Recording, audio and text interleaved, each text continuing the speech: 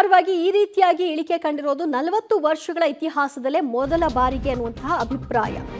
1.5 ತಿಂಗಳಿನಿಂದ ದೊಡ್ಡ ಮಟ್ಟದಲ್ಲಿ ದರ ಕುಸಿತ ಕಾಣ್ತಾ ಇದೆ. ಆದರೆ ಈ ಪರಿಪ್ರಮಾಣದಲ್ಲಿ ಏಕಕಾಲಕ್ಕೆ ಕುಸಿತ ಕಂಡಿರೋದು ಇದೇ ಮೊದಲ ಬಾರಿ ಅಂತ ಪಬ್ಲಿಕ್ ಟಿವಿಗೆ ಹೂಡಿಕೆ ತಜ್ಞ ರುದ್ರಮೂರ್ತಿ ಅವರು ಮಾತನಾಡ್ತಾ ಹೇಳಿದ್ರು. 45 ವರ್ಷಗಳಲ್ಲಿ ಬೆಳ್ಳಿ ದರ ಕೆಜಿಗೆ 2 ಲಕ್ಷದಷ್ಟು ಇಳಿಕೆಯಾಗಿದೆ. ಮಧ್ಯಪ್ರಾಚ್ಯದ ಯುದ್ಧದ ಪರಿಣಾಮವಾಗಿ ಚಿನ್ನ ಮತ್ತು ಬೆಳ್ಳಿ ದರದಲ್ಲಿ ಭಾರೀ ಕುಸಿತವನ್ನು ಅನುಭವಿಸಲಾಗ್ತಾ ಇದ್ದು, ಯುದ್ಧ ಹೀಗೆ ಮುಂದುವರೆದ್ರೆ ಮತ್ತಷ್ಟು ದರ ಕುಸಿಯುವ ಸಾಧ್ಯತೆಗಳನ್ನು ಕೂಡ ಅವರು ನಿರೀಕ್ಷೆ ಮಾಡ್ತಿದ್ದಾರೆ. ಮೊದಲನೇದಾಗಿ ಯಾವಾಗೇ ಯುದ್ಧ ಆದರೆ ಸೇಫ್ ಅಸೆಟ್ಸ್ ಆದ ಗೋಲ್ಡ್ ಮತ್ತು ಸಿಲ್ವರ್ಗೆ ಖಂಡಿತ ಬೇಡಿಕೆ ಜಾಸ್ತಿ ಬರುತ್ತೆ. ಹಾಗೂ ಯುದ್ಧದ ಸಮಯದಲ್ಲಿ ಚಿನ್ನ ಬೆಳ್ಳಿ ರೇಟ್ಗಳಲ್ಲಿ ಏರಿಕೆಯನ್ನೇ ನಾವು ಯಾವಾಗಲೂ ಕಾಣಬೇಕು.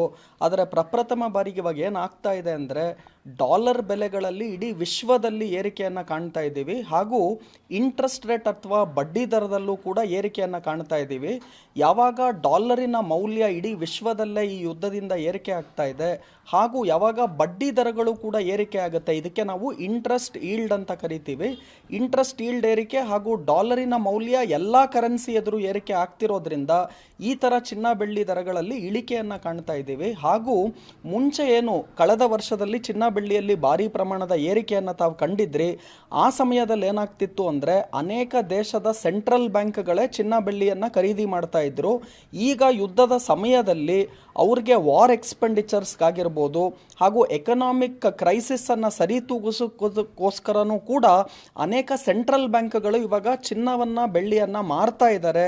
ಯಾಕಂದರೆ ಅವ್ರಿಗೆ ಇಂತಹ ವಾರ್ ಸಮಯದಲ್ಲಿ ಖಂಡಿತ ಫಂಡ್ಸ್ ಬೇಕಾಗುತ್ತೆ. ಹಾಗಾಗಿ ಈ ಥರ ಚಿನ್ನ ಬೆಳ್ಳಿಯಲ್ಲಿ ಇಳಿಕೆಯನ್ನು ನಾವು ಕಾಣ್ತಾ ಇದ್ದೀವಿ. ಬೆಳ್ಳಿ ಹತ್ತತ್ರ 4,20,000 ರೂಪಾಯಿ ಪ್ರತಿ ಕೆಜಿಗೆ ಏನು ಹೋಗಿತ್ತು, ಇವಾಗ ಲೇಟೆಸ್ಟ್ ರೇಟನ್ನು ನೋಡೋದಾದರೆ 2,20,000 ರೂಪಾಯಿ ಪ್ರತಿ ಕೆಜಿಗೆ ಬಂದಿದೆ. ಅಂದರೆ ಹತ್ತತ್ರ ಕೆಜಿಗೆ 2 ಲಕ್ಷ ರೂಪಾಯಿ ಬೆಳ್ಳಿಯಲ್ಲಿ ಹೈಯೆಸ್ಟ್ ಲೆವೆಲ್ಸಿಂದ ಇಳಿಕೆಯನ್ನು ನಾವು ಕಂಡಿದ್ದರೆ, ಚಿನ್ನದ ರೇಟನ್ನು ತಾವು ನೋಡೋದಾದರೆ 24 ಕ್ಯಾರೆಟ್ ಚಿನ್ನ ಏನು 10 ಗ್ರಾಮ್ಗೆ ಹತ್ತತ್ರ 1,80,000ವರೆಗೂ ಹೋಗಿತ್ತು, ಇವಾಗ ಅದು 1,40,000 ರೂಪಾಯಿಗೂ ಕೆಳಗಡೆ ಟ್ರೇಡ್ ಆಗ್ತಾ ಇದೆ. ಅಂದರೆ ಗ್ರಾಮ್ಗೆ ಹತ್ತತ್ರ 4,000 ರೂಪಾಯಿ ನಾವು ಇಳಿಕೆಯನ್ನು ಕಾಣ್ತಾ ಇದ್ದೀವಿ. ಹಾಗೂ 22 ಕ್ಯಾರೆಟ್ ಆಭರಣ ಚಿನ್ನವನ್ನು ನೋಡೋದಾದರೆ ಅದು ಪ್ರತಿ ಗ್ರಾಮ್ಗೆ ಇವಾಗ 12,800 12,850 ಹತ್ತತ್ರ ಟ್ರೇಡ್ ಆಗ್ತಾ ಇದೆ. ಹಾಗೂ ಮುಖ್ಯವಾಗಿ ಟ್ರಂಪ್ ಏನು 48ಗಳ ಕಾಲ ಒಳಗಡೆ ಇರಾನ್ ಏನಾನ ಈ ಸ್ಟ್ರೈಟ್ ಆಫ್ ಹಾರ್ಮೋಸನ್ನು ಓಪನ್ ಮಾಡಲಿಲ್ಲ ಅಂದರೆ ಅವರು ಪ್ರತಿಯಾದಂತಹ ದಾಳಿಯನ್ನು ನಮ್ಮಿಂದ ಇನ್ನೂ ಹೆಚ್ಚಿಗೆ ನಾವು ಮಾಡ್ತೀವಿ. ಹಾಗೂ ಎಸ್ಪೆಷಲಿ ಅವರ ಇನ್ಫ್ರಾಸ್ಟ್ರಕ್ಚರ್, ಎನರ್ಜಿ ಇನ್ಫ್ರಾಸ್ಟ್ರಕ್ಚರ್ಸ್ಗಳಾಗಿರ್ಬೋದು, ಆಯಿಲ್ ಮೇಲೆ ನಾವು ಅವರಲ್ಲಿರುವಂತಹ ಆಯಿಲ್ ಫೀಲ್ಡ್ಸ್ಗಳ ಮೇಲೆ ದಾಳಿ ಮಾಡ್ತೀವಿ ಅಂತಿರ್ಬೋದು. ಈ ಥರ ಏನೇ ಧಮಕಿ ಟ್ರಂಪ್ ಕೊಟ್ಟರೂ ಕೂಡ ಇರಾನ್ ಇದಕ್ಕೆ ಯಾವುದೇ ಕೇರ್ ಮಾಡ್ದೇನೆ ಅವರು ಅವರ ಅಟ್ಯಾಕನ್ನು ಇಸ್ರೇಲ್ ಮೇಲೆ ಮುಂದುವರಿಸಿದ್ದಾರೆ, ಗಲ್ಫ್ ರಾಷ್ಟ್ರಗಳ ಮೇಲೆ ಮುಂದುವರಿಸಿದ್ದಾರೆ.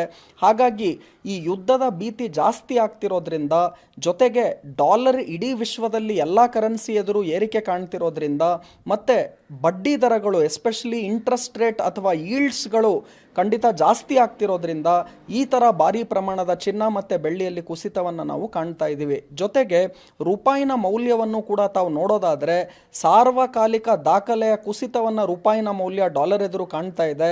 ಇವಾಗ ಪ್ರತಿ ಡಾಲರ್ಗೆ ಹತ್ತತ್ರ 94 ರೂಪಾಯಿವರೆಗೂ ಕೂಡ ಬಂದಿದೆ. ಹಾಗೂ ಕೇವಲ ಮಾರ್ಚ್ ಒಂದೇ ಒಂದು ತಿಂಗಳಲ್ಲಿ ಹತ್ತತ್ರ 2.5 ರೂಪಾಯಿಯಿಂದ 3 ರೂಪಾಯಿ ರೂಪಾಯಿನ ಮೌಲ್ಯ ಡಾಲರ್ ಎದುರು ಕುಸಿತವನ್ನು ಕಾಣ್ತಾ ಇದೆ. ಇದು ಕೂಡ ಸಾರ್ವಕಾಲಿಕ ದಾಖಲೆಯ ಕುಸಿತ ರೂಪಾಯಿನ ಮೌಲ್ಯ ಡಾಲರ್ ಎದುರು ಕಾಣ್ತಾ ಇದೆ.